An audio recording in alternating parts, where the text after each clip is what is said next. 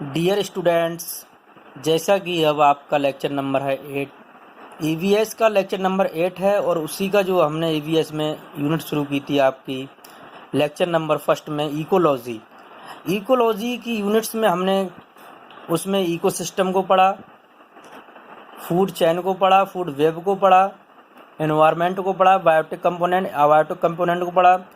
उसका ही एक पार्ट मैं आपको इकोलॉजिकल पिरामिड्स पढ़ाऊंगा।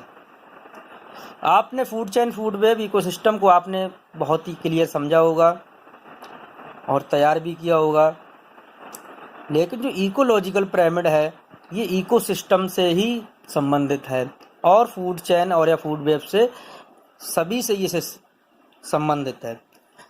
जैसा कि इकोलॉजिकल पिरामिड किसे कहते हैं, इसे समझना हमारे लिए बहुत ज़रूरी है।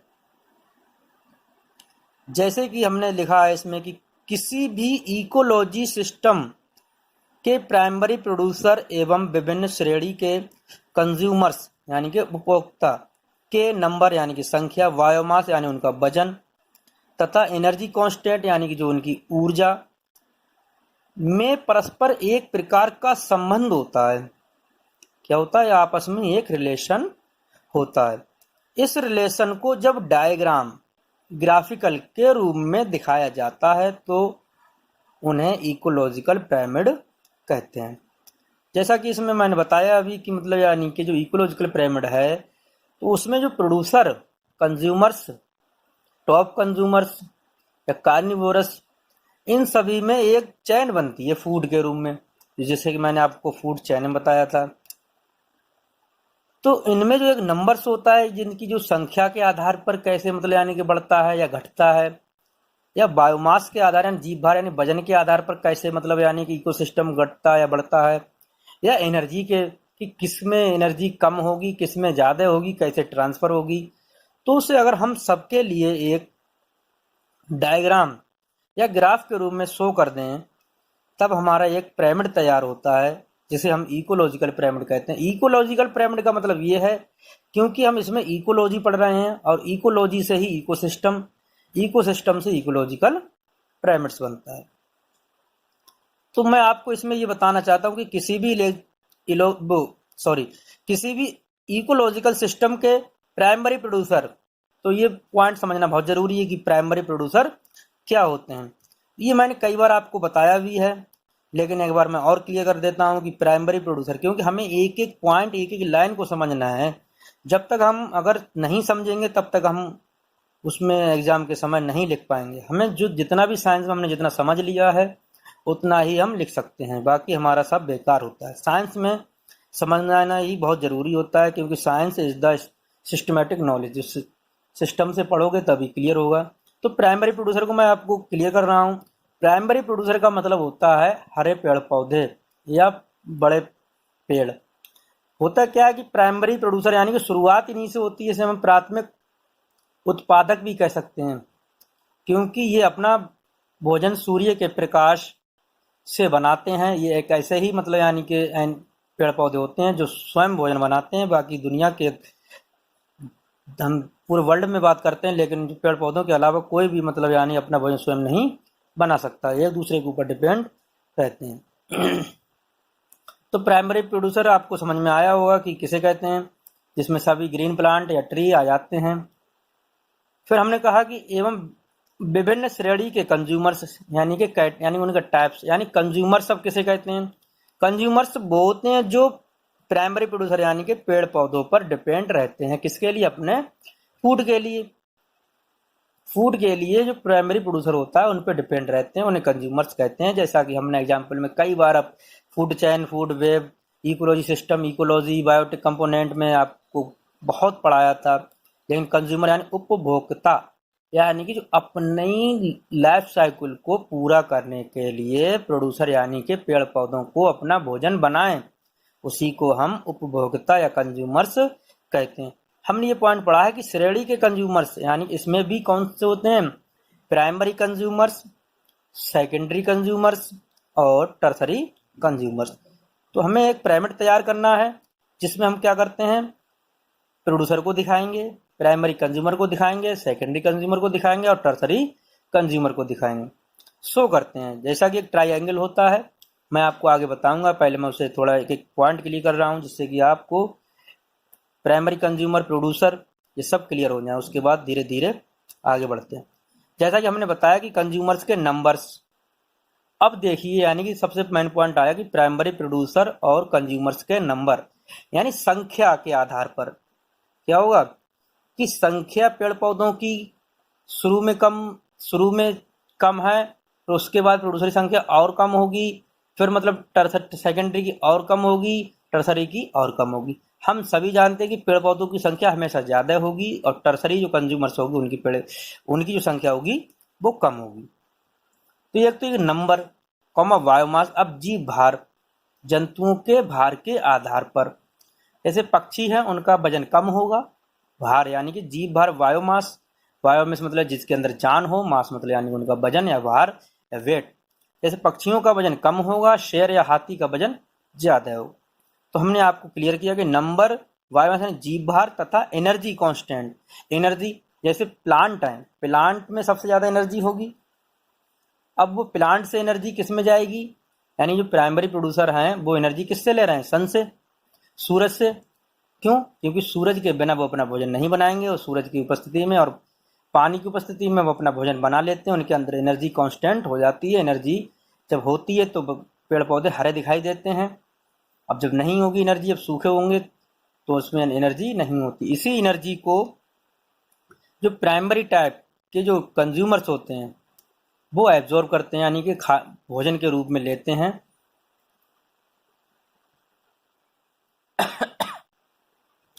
तो हम कह सकते हैं कि प्राइमरी प्रोड्यूसर और कंज्यूमर्स के बीच में आपस में एक रिलेशन होता है, जिसे हम एक ग्राफ या डायग्राम के थ्रू ट्राइएंगल के रूप में हम बनाकर उसे शो करते हैं कि कैसे नंबर बढ़ रहा है, कैसे या घट रहा है, या बायोमास घट रहा है या बढ़ रहा है, या एनर्जी कौन सी डायरेक्शन में है, कितनी ट्रांसफर हो रही है। तो इन सबको अगर हम एक डायग्राम के रूप में शो कर दें तब हमारा एक पिरामिड तैयार होता है, जिसे हम इकोलॉजिकल पिरामिड कहते हैं। आपको पिरामिड बहुत क्लियर समझ में आया होगा कि पिरामिड कहते किसे हैं। समझ में भी आया कि पिरामिड के अंदर होता क्या क्या है। पिरामिड के अंदर सबसे पहले प्राइमरी प्रोड्यूसर होंगे, प्राइमरी कंज्यूमर होंगे, सेकेंडरी कंज्यूमर होंगे, टर्सरी कंज्यूमर होंगे। जैसा कि हमने एक ट्राइएंगल दिखाएंगे। ट्राइएंगल का मतलब आप जानते ही हैं, सभी ने पढ़ा होगा कि ट्राइएंगल्स का मतलब होता है जिसमें इक्वल या थ्री मतलब यानी कि एंगल्स हो, उसे शो करना है हमें डायग्राम के थ्रू। ज़्यादा कुछ नहीं है इसमें। अब है हमारी जो डेफिनेशन है, मतलब यानी सिस्टमेटिक डेफिनेशन होती है हर चीज़ की। हमने आपको ऊपर समझाया थोड़ा, लेकिन डेफिनेशन हमेशा सिस्टमेटिक होती है। हमने कहा किसी पारिस्थितिकी तंत्र यानी किसी भी इकोसिस्टम, इकोसिस्टम तो वही होगा जिसमें बायोटिक और एबायोटिक कंपोनेंट होंगे। जैसे कि मतलब यानी कि प्रोड्यूसर होंगे, कंज्यूमर होंगे, आपस में एक दूसरे का रिलेशन होगा जीवन जीने के लिए। तब किसी पारिस्थितिकी तंत्र में एक खाद्य श्रृंखला के, अब आपकी जो आ गई बात खाद्य श्रृंखला यानी कि फूड चेन। फूड चेन को आपने पिछले उसमें पढ़ा था, जैसे मैंने बताया था कि फूड चेन क्या होती है। एक बार फिर रिपीट कर लीजिए इसी पॉइंट में जब आया है खाद्य श्रृंखला। फूड चेन में क्या था कि प्रोड्यूसर यानी कि पेड़ पौधों को कौन खा रहा था, कंज्यूमर। जैसे मान लीजिए पेड़ पौधे हैं, उसे किसने खाया, खरगोश ने। खरगोश किसने खाया, लोमड़ी ने। लोमड़ी किसने खाया, शेर ने। तो एक मतलब एक चैन बन गई खाने की वाली। अब इसी हम चैन के लिए एक ट्राइएंगल के रूप में शो कर दें, यानी कि डायग्राम में बना दें। उसमें हम हो सकता है उनका नंबर के आधार पर बना दें, या फिर बायोमास के आधार पर बना दें, या फिर एनर्जी के आधार पर। तब हमारा एक पिरामिड तैयार हो जाएगा। तब उसे हम क्या कहेंगे, इकोलॉजिकल पिरामिड। तो हम इस डेफिनेशन में यही समझाना चाह रहे हैं आपको कि कैसे समझना है और कैसे लिखना है। कि अगर आपने समझ लिया तो डेफिनेशन को आप बहुत अच्छी तरीके से एग्जाम में लिख सकते हैं। किसी दूसरे को भी आप डिफाइन कर सकते हैं, समझा भी सकते हैं। साइंस अगर आपने समझ लिया, जिससे कि आप घर में आपके छोटे बहन भाई है तो उसे भी समझा सकते हैं, या किसी और को भी समझा सकते हैं। और ये आपके लिए कंपटीशन एग्जाम में भी कई क्वेश्चन इससे आते हैं। और पॉलिटेक्निक या डिप्लोमा लेवल में भी ईवीएस में कई क्वेश्चन शॉर्ट नोट भी आता है। इस पर कभी कभी लॉन्ग क्वेश्चन भी आ जाता है। कभी कभी अलग अलग pyramid of number, pyramid of biomass, pyramid of energy के ऊपर शॉर्ट नोट लिखवाते हैं एग्जामिनर। कभी कभी वाइवा में भी पूछ लेता है। तो आपको ये सभी मतलब यानी कि क्लियर करना है कि होता क्या है, एक एक पॉइंट आपको एक एक लाइन क्लियर करनी है। तो हमने बताया कि किसी पारिस्थितिकी तंत्र में एक खाद्य श्रृंखला के विभिन्न पोषी स्तरों की संख्या। अब यहाँ आता है पोषी स्तर। पोषी मतलब यानी कि न्यूट्रिशन लेवल, जो पोषण, जैसे पेड़ पौधे हैं, एनिमल्स हैं, वो भी मतलब उनके अंदर क्या है, न्यूट्रिशन। तो एक दूसरे से दूसरे पेड़ पौधों से मतलब जो न्यूट्रिशन यानी कौन ले रहा है, प्लांट ले रहे हैं, वो पेड़ पौधों से न्यूट्रिशन कौन ले रहा है, एनिमल्स ले रहे हैं। तो पोषी स्तरों की संख्या, जीव भार तथा संचित ऊर्जा का आलेखी निरूपण यानी कि ग्राफिकल सिस्टम या निरूपण ही पारिस्थितिकी तंत्र या पारिस्थितिकी पिरामिड कहलाता है। हम एक बार फिर क्लियर करते हैं, किसी इकोसिस्टम में एक फूड चेन के विभिन्न न्यूट्रिशन लेवल की नंबर्स, बायोमास, एनर्जी कांस्टेंट का ग्राफिकल या डायग्राम के रूप में शो करना ही इकोलॉजिकल पिरामिड यानी कि पारिस्थितिकी पिरामिड कहलाता है। आपको अब समझ में आया होगा कि मतलब यानी कि होता ही क्या है इकोलॉजिकल पिरामिड। आपको क्लियर हुआ होगा कि इकोलॉजिकल पिरामिड में कौन कौन से मेन पॉइंट हैं। इसमें प्रोड्यूसर मेन पॉइंट है, कंज्यूमर मेन पॉइंट है, और उनका नंबर क्या है, बायोमास क्या है, एनर्जी कांस्टेंट क्या है, और आपस में उन्हें किस तरीके से शो करना है। उन्हें हमें एक ट्राइंगल में शो करना है। हमें मतलब यानी किसी भी एनिमल्स का डायग्राम नहीं बनाना है एग्जाम में।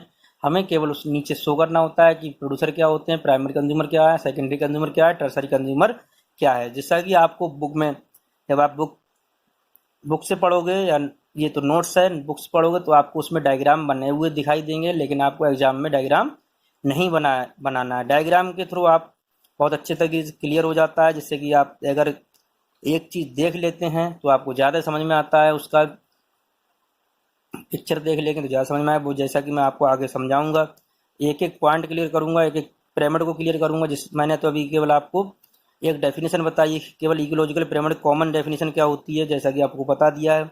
इसे हम इंग्लिश में भी डिफाइन कर लेते हैं।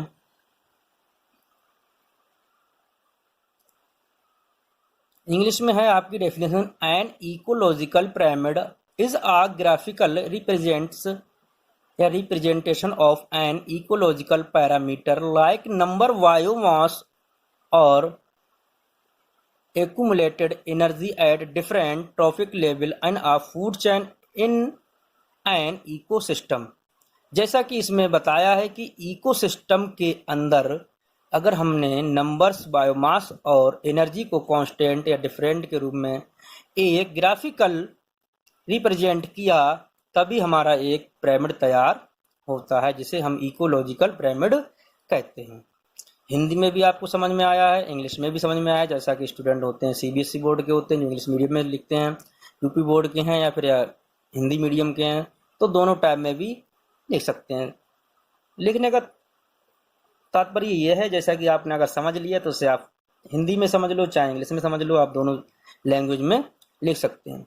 जैसा कि हमने दोनों लैंग्वेज यूज़ की हैं, हिंदी भी यूज़ की है और इंग्लिश भी यूज़ की, जिससे कि दोनों टाइप के स्टूडेंट को कोई भी परेशानी, प्रॉब्लम नहीं होनी चाहिए।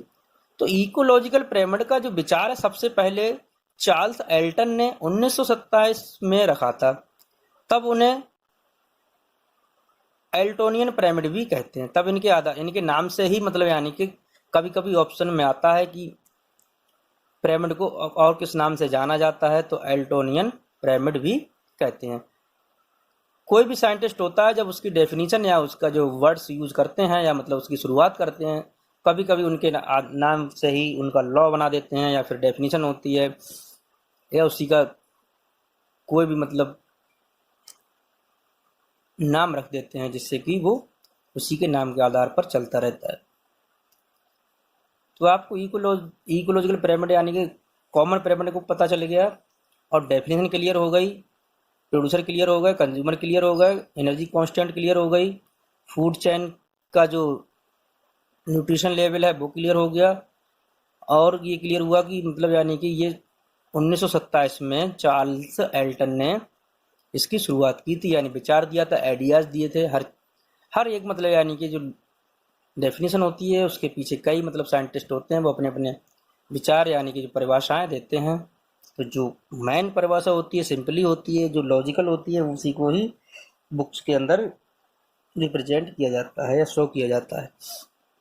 अब मैं आपको इसमें पढ़ाऊंगा टाइप्स ऑफ पिरामिड्स, कि पिरामिड्स होते कितने टाइप्स के हैं। तो पिरामिड आपके 3 टाइप्स के हैं। पिरामिड ऑफ नंबर्स यानी कि जीव संख्या का पिरामिड, पिरामिड ऑफ नंबर्स जीव संख्या का पिरामिड। आपका सेकंड है पिरामिड ऑफ बायोमास यानी जीव भार का पिरामिड।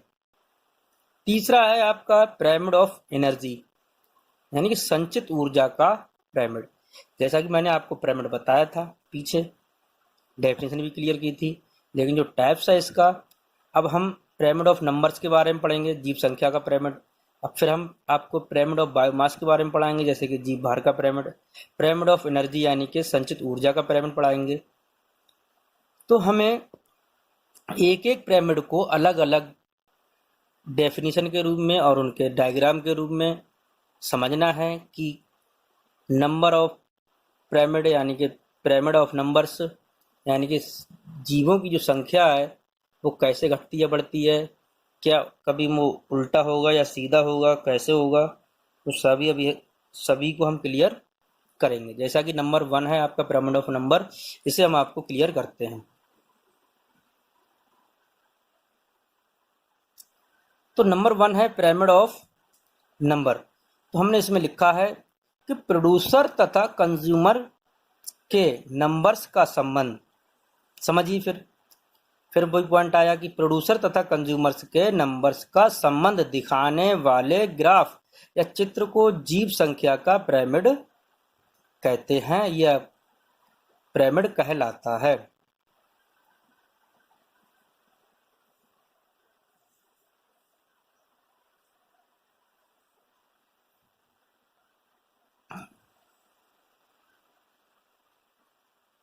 जब भी कोई प्रॉब्लम हो तो मेरा कॉन्टैक्ट नंबर है 9027908004।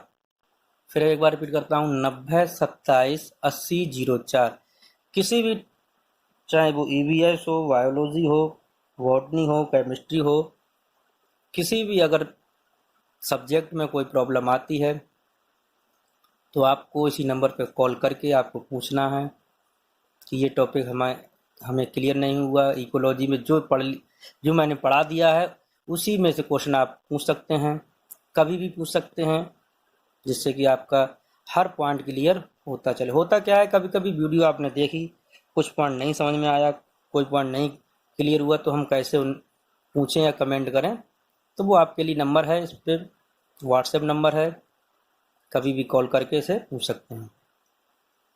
तो पिरामिड ऑफ नंबर यानी प्रोड्यूसर तथा कंज्यूमर के नंबर्स का संबंध दिखाने वाले चित्र को जीव संख्या का पिरामिड कहते हैं या जीव संख्या का पिरामिड कहलाता है।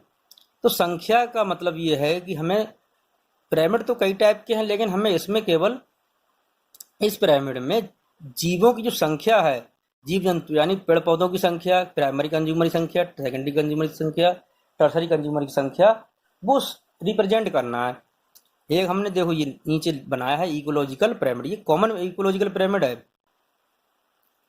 कैसा है, ये एक कॉमन इकोलॉजिकल पिरामिड है, जिससे कि हमने एक ट्रायंगल बनाते हैं और नीचे जो हमने लिखा है पोषण स्तर यानी कि न्यूट्रिशन लेवल। तो इसमें सबसे पहले हम क्या शो करते हैं, उत्पादक, जिसे हमने ऊपर बताया भी है, प्रोड्यूसर कहते हैं इंग्लिश में। फिर है हमारा प्राथमिक उपभोक्ता, जैसा कि हमने प्राइमरी कंज्यूमर कहते हैं जिसे। फिर है हमारा द्वितीय उपभोक्ता, जिसे कहते हैं हम सेकेंडरी कंज्यूमर। फिर हमारा है तृतीय उपभोक्ता यानी कि टर्सरी कंज्यूमर। तो अगर हम पिरामिड ऑफ नंबर्स की बात करते हैं तो यहाँ पर होगा क्या, जैसे कि उत्पादक लिखा है, यहाँ पर जो प्लांट होंगे वहाँ पर जैसे कोई किसी का भी हो सकता है, वो चाहे वो घास का हो, घास के मैदान यानी जंगल का, खेत का हो, वृक्ष का हो, तब क्या होगा, कैसे होगा, या तो उल्टा हो सकता है या फिर वो सीधा हो सकता है। वो हमें अलग अलग मतलब यानी कि जब जिसका पूछा जाता है, बनाया जाता है, तो अलग अलग शो किया जाता है। जैसे उत्पादक है, यहाँ पर हम क्या दिखाएंगे, पेड़ पौधों की संख्या सबसे ज़्यादा होगी, पेड़ पौधों की संख्या हमेशा ज़्यादा होगी। फिर प्राथमिक उपभोक्ता है, हमें ऊपर दिख भी रहा है कि इसका जो डायग्राम है नीचे से थोड़ा कम होता जा रहा है, सबसे कम ऊपर हुआ, क्योंकि जैसे जैसे संख्या कम होगी वैसे वैसे डायग्राम का जो लंबाई चौड़ाई ऊंचाई है वो भी कम होती जाएगी। तो उत्पादक में हमें पेड़ पौधों को दिखाना है और प्राथमिक उपभोक्ता को हमें दिखाना है जो पेड़ पौधों को खाते हैं। क्या दिखाना है हमें? जो पेड़ पौधों को खाते हैं, यानी कि पेड़ पौधों से अपनी एनर्जी लेते हैं या फिर अपना भोजन लेते हैं। प्राथमिक उपभोक्ता के बाद हमारा आता है कि द्वितीय उपभोक्ता क्या होते हैं। तो जो द्वितीय उपभोक्ता है उसमें कौन से होंगे? जो प्राथमिक उपभोक्ता को खाएंगे, तो उनकी संख्या क्या हो जाएगी? कम होती जाएगी। फिर हमारा आता है तृतीय उपभोक्ता। तो तृतीय उपभोक्ताओं की संख्या हमेशा द्वितीय उपभोक्ताओं से कम होगी। कम कब होगी? ये अलग अलग डिपेंड करता है कि हम घास का इकोलॉजिकल पिरामिड पढ़ रहे हैं या खेत का पढ़ रहे हैं या फिर वृक्ष का पढ़ रहे हैं। वो संख्या के आधार पर अलग अलग दिखाया जाएगा। वो जैसा कि हमने ये केवल ओनली रिप्रेजेंट किया है, ट्राइंगल में शो किया है कि कैसे बनाया जाता है। मैं आपको अभी सभी का मतलब यानी पिरामिड ऑफ नंबर दिखाऊंगा, कैसे संख्या घटती है, कैसे डिक्रीज होती है, इंक्रीज होती है, वो आपको अभी शो होगा। लेकिन एग्जाम के समय आपको उत्पादक, प्राथमिक उपभोक्ता, द्वितीय उपभोक्ता, तृतीय उपभोक्ता ही लिखना है और एनर्जी को शो करना है कि डिक्रीज हो रही है या इंक्रीज हो रही है। ना कि आपको प्लांट बनाने हैं, ना ही आपको एनिमल्स बनाने हैं। केवल ये हमें बनाना क्या होता है, जिससे कि हमारा जो एग्जामिनर जो यानी कि कॉपी चेक करने वाला है वो आपको समझ सके कि आपको लिखना आता है, कि आपने समझ के पढ़ा है या नहीं पढ़ा है। आपको सजाना नहीं होता कि मतलब कोई एनिमल रैबिट बना दिया तो उसे रैबिट ही बना रहे हैं, या पेड़ पौधे हैं तो उसे पेड़ पौधे बना रहे हैं। लेकिन अगर हमने लिख दिया तो उसे हमें शो होता है। लेकिन बुक में डायग्राम बने होते हैं। कभी कभी स्टूडेंट होता क्या है कि मतलब यानी कि रट लेते हैं, उन्होंने देखा कि जैसा बना हुआ है बुक में वैसा ही कॉपी पर शो करने की कोशिश करते हैं, लेकिन ऐसा कुछ नहीं होता है। बुक तो ये होती है कि जिससे कि आप समझिए, अपने नोट्स बनाइए या कोई नोट्स हैं उनसे पढ़िए समझ के अपनी लैंग्वेज में, सिंपली लैंग्वेज में, जिससे कि चेक करने वाला आपकी सिंपल लैंग्वेज को समझ सके और मार्किंग आपकी अच्छी हो सके। तो आपको मैं डायग्राम के रूप में भी दिखा रहा हूँ अभी।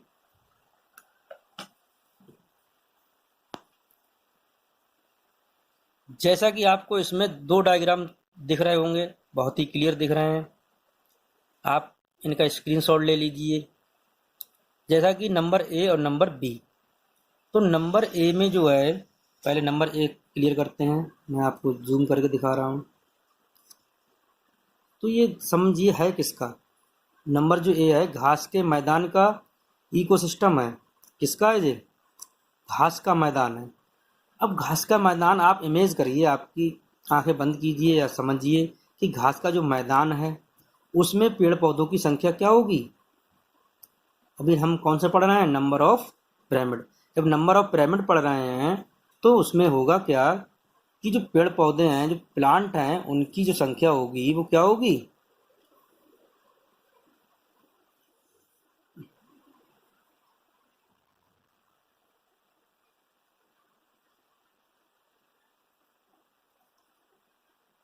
पेड़ पौधों की संख्या क्या होगी? ज़्यादा होगी, जिसे कि हम प्रोड्यूसर कह रहे हैं। देखिए इधर देखिए, जो ग्रीन प्लांट लिखा है प्रोड्यूसर भी लिखा है ए वाले पास में, जैसे कि ये वाले लिखा है प्रोड्यूसर या ग्रीन प्लांट्स लिखा है। हाँ समझ में आया होगा जी। नीचे जो सारे प्लांट्स हैं, अब घास का मैदान है, प्लांट्स हैं, उसके अंदर कौन है? अब प्राइमरी कंज्यूमर्स यानी कि हर्बीवोरस। क्या है?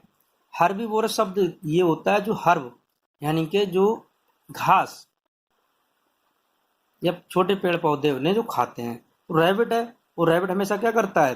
घास को खाएगा। क्या करेगा? घास को खाएगा। तो हमारे जो प्राइमरी कंज्यूमर्स में हर्बीवोरस आ जाते हैं, जो पेड़ पौधों को खा रहे हैं। क्या कर रहे हैं? ये पेड़ पौधों को खा रहे हैं, ये प्राइमरी हैं। कंज्यूमर्स तो कई टाइप के होते हैं, हमने पढ़ाया था कि हम एक दूसरे पर निर्भर करते हैं। तो प्राइमरी कंज्यूमर में आपके रैबिट आ गए, और भी हो सकता है, रेड भी हो सकता है, लेकिन हमें केवल प्रोड्यूसर लिखना होगा यहाँ और प्राइमरी कंज्यूमर लिखना होगा। लेकिन इसके बाद है आपका सेकेंडरी कंज्यूमर। तो हमें ये समझना इसमें ये है कि जो प्लांट जो दिख रहे हैं इनकी जो संख्या है सबसे ज़्यादा है। जितने भी एनिमल्स और प्लांट हैं उनमें सबसे नंबर्स किसका ज़्यादा है? प्लांट का। अब प्लांट के बाद नंबर्स किसका कम हुआ? रैबिट का। रैबिट के बाद आते हैं हम सेकेंडरी कंज्यूमर। तो सेकेंडरी कंज्यूमर यानी फॉक्स जो लोमड़ी है वो किसे रैबिट को खाएगी। तो हम जानते हैं कि घास का मैदान है, यानी लोमड़ियों की संख्या क्या होगी? कम होगी। तो ये लिखा भी है, देखिए जो शो कर रहा है, शो इधर डिक्रीज ऑफ नंबर्स, यानी कि जो डिक्रीज यानी कि ऊपर के लिए नंबर्स की जो नंबर है वो कम हो रहा है। नंबर क्या हो रहा है इसमें? कम हो रहा है। डिक्रीज ऑफ नंबर है, ये नंबर्स कम हो रहा है, देखिए ऊपर। फिर आपका टर्सरी कंज्यूमर्स यानी कि कार्निवोरस। टर्सरी कंज्यूमर्स यानी कि कार्निवोरस। टर्सरी का मतलब होता है जो टॉप वाले, यानी कि शेर को अब कोई नहीं खाएगा क्योंकि टॉप है, यानी टर्सरी है, तृतीय है। घास का मैदान है, शेर मतलब हमेशा घूमता रहेगा, यानी कि अब ये किसे खाएगा? लोमड़ियों को। तो हम जानते हैं कि घास का मैदान है, पेड़ पौधों की संख्या सबसे ज्यादा है, उससे कम रैबिट की संख्या से कम है फॉक्स की यानी लोमड़ियों की संख्या, उससे कम आपके लायन यानी कि शेर की संख्या। आपको ये बहुत ही क्लियर समझ में आया होगा। कभी कभी नोट आता है कि घास के मैदान का इकोसिस्टम को बनाइए या उसके इकोलॉजिकल पिरामिड के रूप में शो कीजिए, नंबर ऑफ पिरामिड। तो हम जानते हैं। और फिर आपका ये दूसरा है, देखिए इधर फसल का। फसल का जैसे कि आपने घास का मैदान देख लिया, जैसे जंगल। अब फसल यानी कि खेत। फसल कैसे? खेत में ही तो होगी। जैसे हमने देखा ये जो पेड़ पौधे हैं इनकी संख्या क्या होगी? ज़्यादा होगी। उसके बाद उसमें जो इंसेक्ट वगैरह कीड़े वगैरह होंगे उनकी संख्या क्या होगी? इससे कम होगी। फिर उससे कम क्या होगी? जो मेढक वगैरह हैं उससे कीड़ों को खाएंगे। फिर उससे कम किसी संख्या होगी? सांप वगैरह की। उसमें जब मेढक वगैरह होंगी और इंसेक्ट वगैरह होंगे तो जाहिर सी बात है आपके खेत में या फसल में इंसेक्ट भी होंगे। और जब इंसेक्ट यानी वो सॉरी स्नेक होंगी, जब स्नेक है तो उन्हें कौन खाएगा? टर्सरी कंज्यूमर्स यानी कार्निवोरस, यानी कि काट वगैरह जो गिद्ध है उनकी संख्या कम होगी। हम कहने का मतलब ये है, हमने ट्राइंगल में इकोलॉजिकल पिरामिड को शो किया और नंबर की संख्या के आधार पर उन्हें दिखाया कि कैसे इनकी संख्या डिक्रीज हो रही है यानी घट रही है। तब इस तरीके की जो इकोलॉजिकल पिरामिड है इसे हम सीधा पिरामिड कहते हैं। ऐसा कहते हैं, जीव संख्या के सीधे पिरामिड है ये। जीव संख्या के सीधे पिरामिड।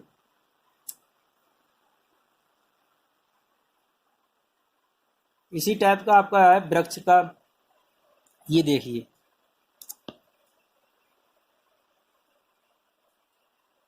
ये आपका वृक्ष के परितंत्र में जीव संख्या का उल्टा पिरामिड।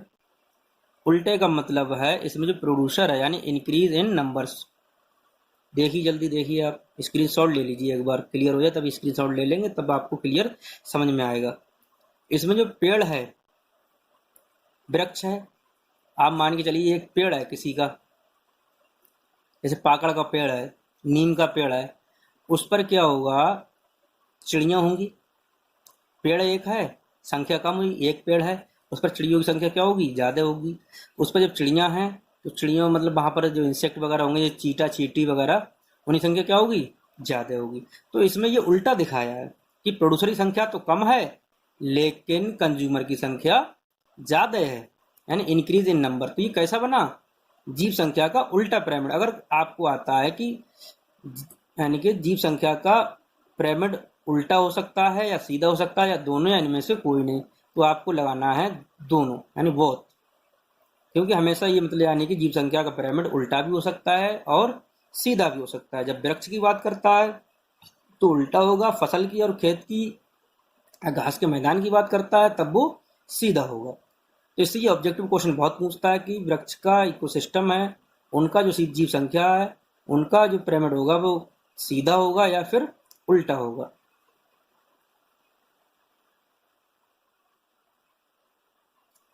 तो आपको मैंने इस जो लेक्चर में आपको क्लियर किया कि मतलब पिरामिड ऑफ नंबर क्या होता है। इसमें कई पॉइंट बने आपको समझने वाले, जैसे कि पिरामिड उल्टा कब होगा और पिरामिड सीधा कब होगा। जैसे आपको इसमें दिखाया है इंक्रीज इन नंबर्स, नंबर की संख्या इंक्रीज हो रही है। तो ये जूम कर देख लीजिए, जैसे ये प्लांट है, इस पर जो वर्ड्स हैं और उसके ऊपर जो इंसेक्ट हैं।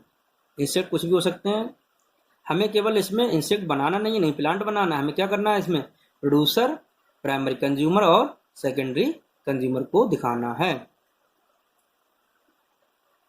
तो आपके इसमें दो ऑब्जेक्ट बहुत ही इम्पोर्टेंट बने कि इकोलॉजिकल पिरामिड का नाम किसने दिया था, और इनका जो ये कि उल्टा कब होगा सीधा कब होगा, इससे क्वेश्चन बहुत बहुत बनता है। जब उल्टा होगा तो एनर्जी भी क्या होगी,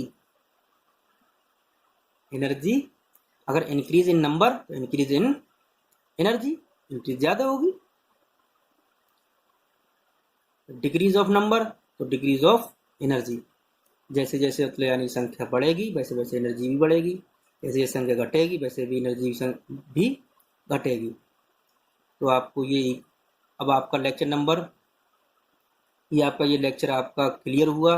अगले जो लेक्चर होंगे उसमें हम आपको दो जो आपके पिरामिड बचे थे, कौन से, जीव भर का पिरामिड यानी पिरामिड ऑफ मास, बायोमास या मास, और पिरामिड ऑफ एनर्जी, वो आपको हम समझाएंगे। पढ़ाने को ये है कि आपको अगर हमने एक ही लेक्चर में सारे पिरामिड समझा दिए तो आपको क्लियर नहीं होंगे, पॉइंट कुछ ना कुछ मिस हो जाएगा जिससे कि आप क्लियर नहीं समझ पाएंगे। इसलिए हम आपको दो पिरामिड है वो अगले लेक्चर में आपको पढ़ाएंगे।